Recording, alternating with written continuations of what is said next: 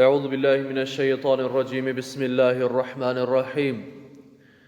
Të nderuar vëllezër, njeriu është I krijuar prej dy komponenteve, prej fizikës, materjes dhe asaj shpirtërores. Andaj I Madhi Zot xhallashanuhu adhurimet I ka ndarë apo I ka bërë obligim për besimtarët që të përmbushin nevojën shpirtërore dhe fizike. Namazi, agjerimi janë adhurime drejt për së drejti shpirtërore, ndërsa zeqati është obligim material përmes të cilit të madhrojmë dhe falenderojmë të Madhin Zot për mirësitë të cilat na I ka dhuruar krijuesi I gjithësisë. Bamirësia ndahet në dy lloje. Ajo e cila është obligim, e që ne e quajmë zeqat, dhe ajo e cila është vlerë vullnetare, ndihmë vullnetare, e që është shumë dimensionale. Andaj sadaka ka forma dhe metoda të ndryshme, të cilat ka mundësi njeriu me I pas në dispozicion dhe me I shfrytzuar në çdo çast dhe në çdo moment. I Madhi Zot xhallashanuhu ka garantuar që çdo gjallëse do t'i sigurojmë mbijetesën e saj. Dhe ka thënë: وَمَا مِنْ دَابَّةٍ فِي الْأَرْضِ إِلَّا عَلَى اللَّهِ رِزْقُهَا. Nuk ka gjallës në sipërfaqen e tokës e që të Zoti mos ta ketë të siguruar rrezikun I darën. Ky është garancioni I Zotit për çdo krijesë. Andaj çfarë mendon njeriu për qenie njerëzore që është krijesa më e dashur e Zotit xhallashanuhu? Sigurisht që I darja jonë, rreziku jonë janë të siguruara, janë të premtuara, janë të garantuara nga krijuesi I gjithësisë. Dhe njëra prej formave të garancionit apo të sigurimit të I darës për secilin person është edhe përmes rrugës së bamirësisë.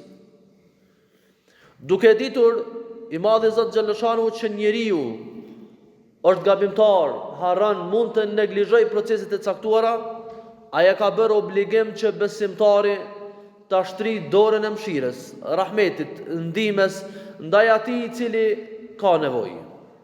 Dhe për këtë arsye, I Madhi Zot në Kur'anin familjar thot: "Khudh min amwalihim sadaqatan tutahhiruhum wa tuzakkihim biha." Pejgamberi alayhis salam I drejtohet I Madhi Zot duke I thënë: "Merr prej pasurisë së besimtarëve sadaqatan tutahhiruhum, zakat, që me pastru, fjalat tahara në gjuhën arabe zakonisht përdoret për pastrim material. Dhe me thonë të pastros pasurin e të pasurit. Sepse në momentin që ti I obliguar për me dhonë zakatin dhe nuk e ke dhënë atë, andaj përqindja e zakatit që duhet për me dhonë, nuk është pasurie jotja. Aja është e përzier me një pasuri që për ty është haram me mbajnë pronësinë tënde. E kur të japsh atë, e pastron pasurinë tënde, e ke bë halal plot për shfrytëzimin tënd. Tutahhiruhum wa tuzakkihim biha. E ka përdorur I Madhi Zot fjalën tahara, pastrim, dhe tezkije që praktikisht origjina e dy fjalëve do të thotë pastrim. Por fjala tahara për qëllim pastrimin e materjes, e pasurisë tonë, ndërsa tezkije për pastrimin e shpirtave tonë. Khudh min amwalihim sadaqatan tutahhiruhum wa tuzakkihim biha, që të pastrosh pasurinë dhe shpirtat e besimtarëve. Allahu xhallashanuhu në një ajet tjetër të Kuranit thot: "Wama umiru illa liya'budu Allaha mukhlisina lahu ad-din." Dhe njerëzit nuk janë të obliguar me diçka tjetër përveç se që të adhurojnë Zotin xhallashanuhu me adhurim të sinqert. Wa yuqimu s-salata wa yu'tu z-zakata, që të falin namazin dhe të japin zakatin. I Madhi Zot xhallashanuhu në këtë ajet Kuranit po thotë që pjesë e sinqeritetit, adhurimit ton ndaj krijuesit të gjithësisë është falja namazit dhe dhënia e zakatit. Paraferësisht në Kuranin familjar dhënia e zakatit përmendet, apo zakati si zakat përmend dikun ndoshta në 80 vende në Kur'an, dhe kjo tregon për rëndësinë e madhe që ka zakati dhe shumë herë vije bashkë me namazin në ajetet e Kur'anit. Hadithin e njohur të pejgamberit sallallahu alaihi wasallam kur ka thënë bunya al-islamu ala khamsin shahadatu an la ilaha illa Allah wa anna Muhammadar Rasulullah wa tuqimu as-salata wa tu'ti az-zakah, thotë është ngritur Islami në 5 shtylla: faljen, dëshmia se nuk ka zot tjetër përveç Allahut dhe se Muhamedi alayhi salam është rob dhe i dërguar i tij, falja namazit dhe dhënia zakatit. Kjo tregon që i Madhi Zot Xhaleshanu ka garantuar i darën për secilin krijesë, e veçanërisht për njeriu. Dhe dhënia e zakatit nuk është në dëshirën tonë apo don apo s'po don. As nuk është që ti duke i bën ndonjë herë të veçantë dikujt sepse ajo është pasuria jote, ja. Aja hiset dikujt tjetër. Dhe dikush mundet me thonë shumë thjesht dhe lehtë: "O hoxha vendin kam punu natë ditë, e kam bën me djerës këtë pasuri. E si me pas hiset dikush në pasurinë time." Nalo dhe shiko se cilat janë arsyet apo faktorët që ti e bëj pasur. A nuk është pasuria të cilën ti e posedon prej Zotit që ta ka dhënë ty? Sikur Zoti të mos ta kishte dhënë mendjen, a kishe mujt me bë këtë pasuri? Mos ta kishte dhënë Allahu shëndetin, a kishe mujt me bë këtë pasuri? Mos kishte pas njerëz në këtë vend për me bleje për me shit, a kishe bë këtë pasuri ti? Sigurisht që jo. Andaj ata njerëz të cilët jetojnë dhe veprojnë ti me ta, ata janë faktorë që ti e bëj pasur. Prandaj kanë hise sa do pak, hise të vogël në pasurinë që ty ta ka dhënë Allahu, që të paktën ata me jetu një jetë të dinjitetshme, njerëzore, duke pas apo duke ruajtur krenarinë e tyre personale.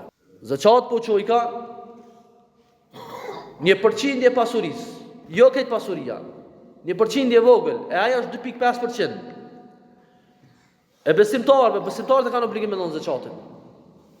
Ata që janë të pasur, jo të varfrit, vetëm ai që ka mundësi, që ka në nivel të pasurisë që ka arrit, për mi udhërua kategorive të veçanta që kanë nevojë për ndihmën dhe mbështetjen tënde.